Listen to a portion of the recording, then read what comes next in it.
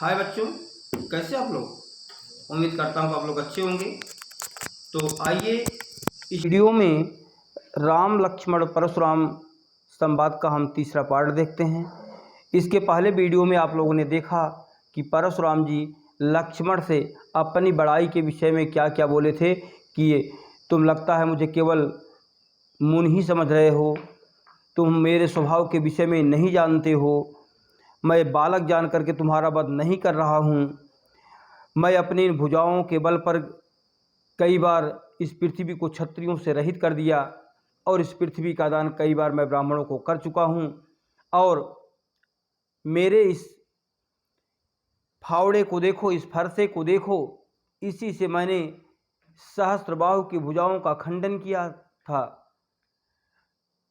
हे राजकुमार, तुम मेरे स्वभाव के विषय में नहीं जानते हो। मेरा यह कठोर फारसा देखो, मेरा यह जो फावड़ा है यह इतना कठोर है कि यह गर्भ में पलने वाले बच्चों का भी विनाश कर सकता है। परशुराम जी के इस प्रकार की वाणी को सुनने के बाद लक्ष्मण जी फिर मुस्कुराते हैं, हंसते हैं और कहते क्या हैं, बिहस लखन बोले मृदु वाणी। हंस करके लक्ष्मण ने मधुर वाणी में कहा, यानी लक्ष्मण जी हंसे और मधुर वाणी में बोले। क्या बोले? अहो मुनीश, हे मुनिवर, महाभटमानी, महाभट मतलब महान योद्धा, आप अपने आप को बहुत बड़ा योद्धा समझते हो। लक्ष्मण जी हंस करके व्यंग करते हुए मधुर वाणी में परशुराम जी से कहते हैं कि हे मुनिवर, आप लगता है कि अपने आप को बहुत बड़ा योद्धा मानते हो। पुण्य पुण्य मोह दिखाओ कुठारू, तभी तो बार बार आप मुझे अपने इस कुठार को, अपने फरसे को दिखा रहे हो। और आपका ऐसा करना उसी प्रकार से मानो चाहत उड़ावन फूंक पहाड़ू, मानो फूंक मार करके आप पर्वत को उड़ाने का प्रयास कर रहे हो। यानी यहाँ पर लक्ष्मण अपने आप को क्या बता रहे हैं? पहाड़। और उनके इस फावड़े को क्या बता रहे हैं? जैसे फूंक मारना। लक्ष्मण जी हंसते हुए मधुर वाणी में बोलते हैं कि हे मुनिवर, आप अपने आप को बहुत बड़े योद्धा समझते हो, तभी तो बार बार मुझे इस फावड़े को दिखा रहे हो और मुझे डराने का प्रयास कर रहे हो। आपका यह प्रयास तो उसी प्रकार से है जैसे फूंक के द्वारा आप पर्वत को उड़ाने का प्रयास कर रहे हो। यहाँ कुम्हड़ बतिया को उड़ाए, कुम्हड़ बतिया मतलब कोहड़े की छोटी बतिया। कह रहे हैं कि हे मुनिवर, यहाँ कोई कोहड़े की बतिया नहीं है जो तर्जनी देख मर जाए। तर्जनी अंगूठे के बगल का अंगुली, पांचों अंगुली को आप लोग जानते होंगे, अंगूठा, तर्जनी, मध्यिका, अनामिका, कनिष्ठा। तो जे तर्जनी देख मर जाई, जो तर्जनी अंगुली यानी मध्य की अंगुली को देख करके क्या हो, मर जाए। यानी हे मुनिवर, यहाँ कोई कोहड़े की बतिया नहीं है जो तर्जनी अंगुली के दिखाने के बाद सूख जाए। देख कुठार सरासर बाना और मैं कचुकहा सहित अभिमाना। लक्ष्मण जी कहते हैं कि मैं आपके इस कुठार यानी फावड़े को, आपके इस धनुष बाण को देख करके अभिमान के साथ जो कुछ भी कहा। और भृगुसुत समुझ जनेऊ बिलो की, जब मैं यह सोचता हूं कि आप क्या हो, भृगकुल में उत्पन्न हुए हो, आप ब्राह्मण हो, आप यज्ञोपवीत यानी जनेऊ को धारण किए हुए हो, तो आपने जो कुछ कहा मैं अपने क्रोध को रोक करके उसे सह लिया। कहते क्या हैं कि देख कुठार सरासर बाना, यानी आपके इस फावड़े, आपके धनुष बाण को देख करके मैं कुछ कहा सहित अभिमाना, जो कुछ मैं आपके साथ अभिमान के साथ कहा, यानी मैं समझ लिया कि आप कुठार धारण किए हो, आप धनुष बाण धारण किए हो, इसलिए अभिमान के साथ मैं भी आपसे कुछ कहा। लेकिन भृगुसुत समुझ जनेऊ बिलो की, जब मैं यह समझता हूं कि आप भृगकुल में उत्पन्न हुए हो, आप ब्राह्मण हो, आप जनेऊ को धारण किए हुए हो, तब आपने जो कुछ भी कहा उसे मैंने क्या किया, अपने क्रोध को रोक करके सहन कर लिया।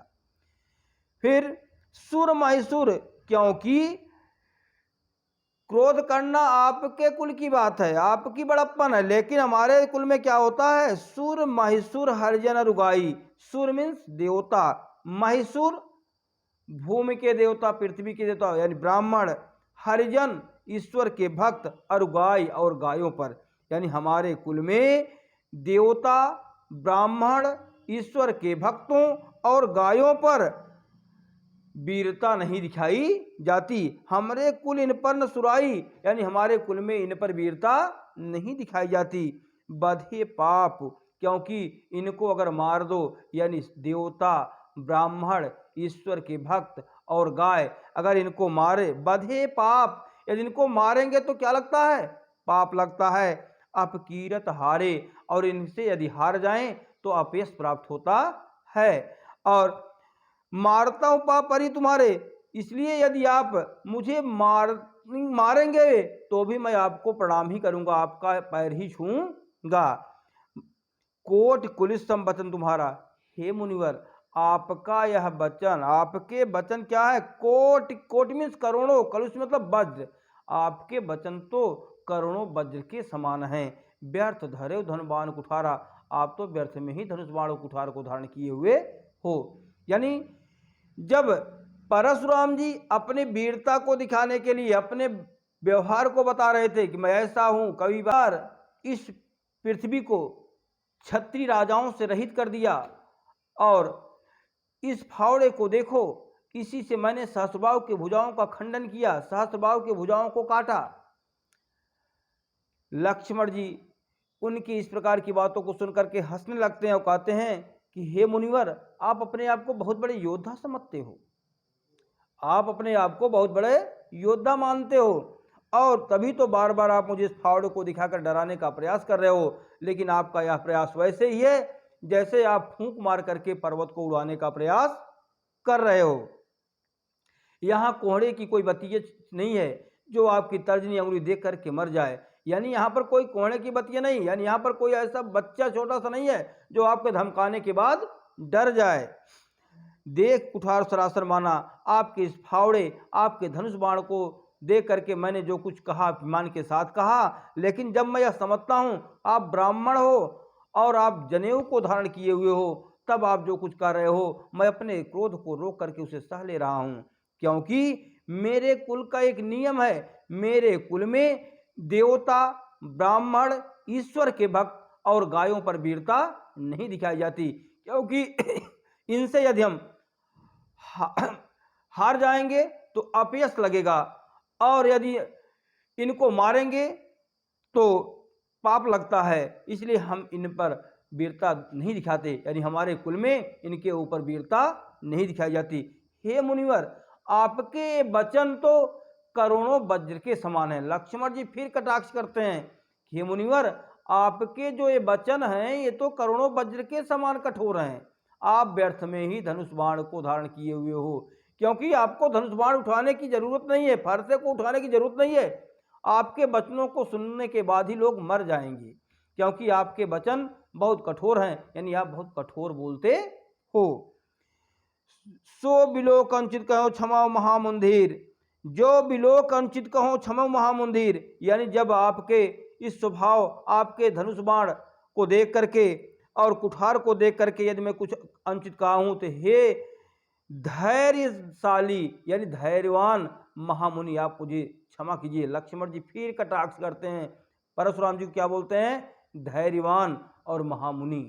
कह रहे हैं कि आपके फरसे और धनुष बाण को देख करके, आपके स्वभाव को देख करके, या मैं जो कुछ कहा, हे मुनि, धैर्यशाली मुनि, आप मुझे क्षमा कर दीजिए, क्योंकि आप बहुत ही धैर्यवान हो और महान मुनि हो।